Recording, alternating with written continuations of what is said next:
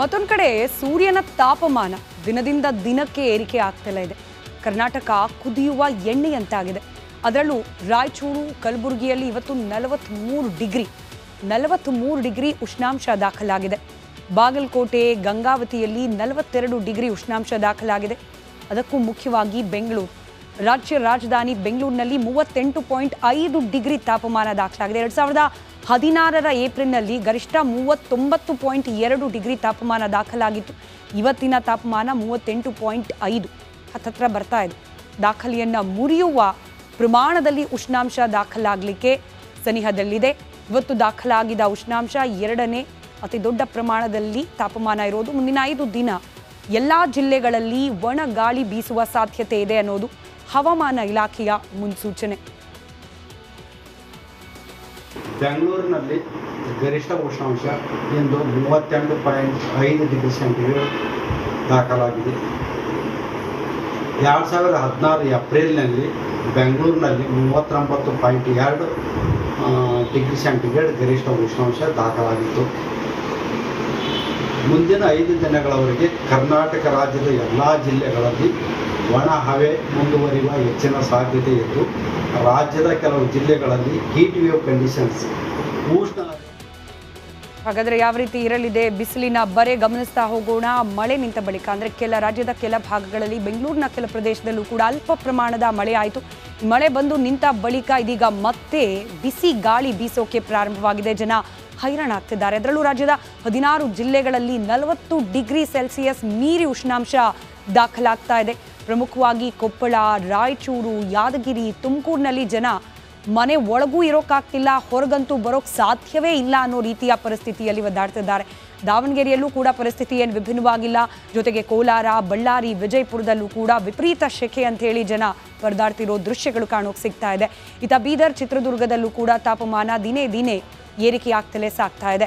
ರಾಜ್ಯ ರಾಜಧಾನಿ ಬೆಂಗಳೂರು ಕೂಡ, ಎಸ್ಪೆಷಲಿ ಬೆಂಗಳೂರಿನ ಕ್ಲೈಮೇಟ್ ಬಗ್ಗೆ, ಇಲ್ಲಿನ ವೆದರ್ ಬಗ್ಗೆ ಸೋಷಿಯಲ್ ಮೀಡಿಯಾಗಳಲ್ಲಂತೂ ಭಾರಿ ಚರ್ಚೆ ಆಗುತ್ತೆ. ಇಲ್ಲಿನ ತಾಪಮಾನವನ್ನು, ಇಲ್ಲಿನ ವಾತಾವರಣವನ್ನು ಮೆಚ್ಚಿನೇ ಬೇರೆ ಬೇರೆ ರಾಜ್ಯದಿಂದ ಬಂದು ಜನ ಇಲ್ಲಿ ಸೆಟ್ಲ್ ಆಗ್ತಾರೆ ಅಂತ ಹೇಳಿ. ಆದರೆ ಬೆಂಗಳೂರಿನಲ್ಲೂ ಕೂಡ ಅತಿ ಹೆಚ್ಚಿನ ಉಷ್ಣಾಂಶ ದಾಖಲಾಗ್ತಾ ಇದೆ. ಇವತ್ತು ಸಿಲಿಕಾನ್ ಸಿಟಿ ಬೆಂಗಳೂರಿನಲ್ಲಿ ದಾಖಲೆಯ ತಾಪಮಾನ ವರದಿಯಾಗಿರೋದು 38.5 ಡಿಗ್ರಿ ಸೆಲ್ಸಿಯಸ್ ಉಷ್ಣಾಂಶ ದಾಖಲಾಗಿದೆ. ಮುಂದಿನ ದಿನಗಳಲ್ಲಿ 39ರಿಂದ 40 ಡಿಗ್ರಿ ದಾಟುವ ಸಾಧ್ಯತೆ ಇದೆ ಅಂತ ಹೇಳಿ ಹವಾಮಾನ ಇಲಾಖೆ ಸೂಚನೆಯನ್ನು ನೀಡ್ತಾ ಇದೆ.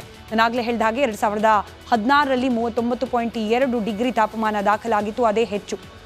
ಏಪ್ರಿಲ್ನಲ್ಲೇ 8ನೇ ಬಾರಿಗೆ 37 ಡಿಗ್ರಿಯನ್ನು ದಾಟಿ ತಾಪಮಾನ ದಾಖಲಾಗಿದೆ ಬೆಂಗಳೂರಿನಲ್ಲಿ. ರಾಜ್ಯದ ಎಲ್ಲ ಜಿಲ್ಲೆಗಳಲ್ಲೂ ಕೂಡ ಒಣ ಹವೆಯ ಮುನ್ಸೂಚನೆ ಮುಂದುವರೆದಿದೆ. ಆರೋಗ್ಯದ ಬಗ್ಗೆ ಜಾಗೃತಿ ಇರಲಿ, ಹೆಚ್ಚಾಗಿ ಹೈಡ್ರೇಟ್ ಮಾಡ್ಕೊಳ್ಳಿ, ನಿಮ್ಮನ್ನು ನೀವು ನೀರು ಕುಡಿತಾ ಇರಿ, ಆದಷ್ಟು ದೇಹಕ್ಕೆ ತಂಪು ನೀಡುವಂತಹ ಆಹಾರ ಪದಾರ್ಥಗಳನ್ನು ಸೇವಿಸಿ ಅನ್ನೋದು ವೈದ್ಯರ ಸಲಹೆ ಕೂಡ. ನಮಸ್ಕಾರ, ಕರ್ನಾಟಕ ಪ್ರೈಮ್ ಟೈಮ್ಗೆ ಸ್ವಾಗತ. ನಾನು ಜಯಪ್ರಕಾಶ್ ಶೆಟ್ಟಿ. ಇಡೀ ಕರುನಾಡು ಇವತ್ತು ರೆಬೆಲ್ ಆಗಿ ನಿಂತಿದೆ. ಈ ಹಗರಣಗಳನ್ನು ಸದನದಲ್ಲಿ ಪ್ರಸ್ತಾಪ ಮಾಡಲು ಕೂಡ ಕಾಂಗ್ರೆಸ್ ಹಿಂದೇಟು ಹಾಕಿದ್ದೇಕೆ? ನಿಮ್ಗೆ ಸಂಬಳ ಅದಕ್ಕೆ, ನಿಮಗೆ ವಾಹನ ಅದಕ್ಕೆ, ನಿಮಗೆ ವೆಪನ್ ಅದಕ್ಕೆ, ನೀವು ಅದನ್ನು ಸೆರೆ ಹಿಡಬೇಕಾಗಿತ್ತು. ನೀವು ವಿದ್ಯುತ್ ಬರ ಇದೆ ಅಂತ ಹೇಳ್ತಾ ಇದ್ದೀರಿ, ಎಲ್ಲಿ ಬರ ಇದೆ ನೀವು ಹೇಳಬೇಕು.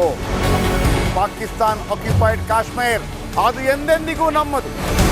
40 ಮೆಷಿನ್ಗಳು ತಂದಿತ್ತು ನೋಟ್ ಎಣಿಸುವುದಕ್ಕೆ, ಅದೇ ಹಾಳಾಯಿತು. ಮಥುರಾದ ಗಲಾಟೆ ಇದೆಯಲ್ಲ, ಅದು ಸ್ಥಳೀಯವಾಗಿ ಕೂತು ಪರಿಹರಿಸಬಹುದಾದಂಥ ಕಾನೂನಿದೆ.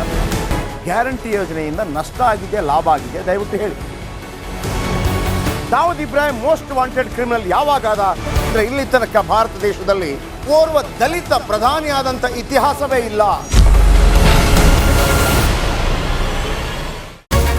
ರಿಪಬ್ಲಿಕ್ ವರ್ಲ್ಡ್ ಆಪ್ ಇದು ಕೇವಲ ಅಪ್ಲಿಕೇಶನ್ ಅಲ್ಲ, ಸಮಗ್ರ ಸುದ್ದಿಗಳ ಸಂಪರ್ಕ ಮಾರ್ಗಕ್ಕೆ ಕ್ರಾಂತಿಕಾರಿ ಬದಲಾವಣೆ.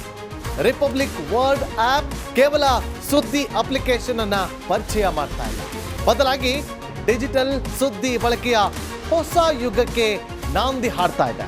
ಇದೊಂದು ಬ್ರೇಕಿಂಗ್ ನ್ಯೂಸ್, ಪ್ರಭಾವಶಾಲಿ ಕಾರ್ಯಕ್ರಮಗಳಿಗೆ ಗಟ್ಟಿಯಾದ ವೇದಿಕೆ. ರಿಪಬ್ಲಿಕ್ ವರ್ಲ್ಡ್ ಅಪ್ಲಿಕೇಶನ್ ಈಗ ಲೈವ್ ಆಗಿದೆ.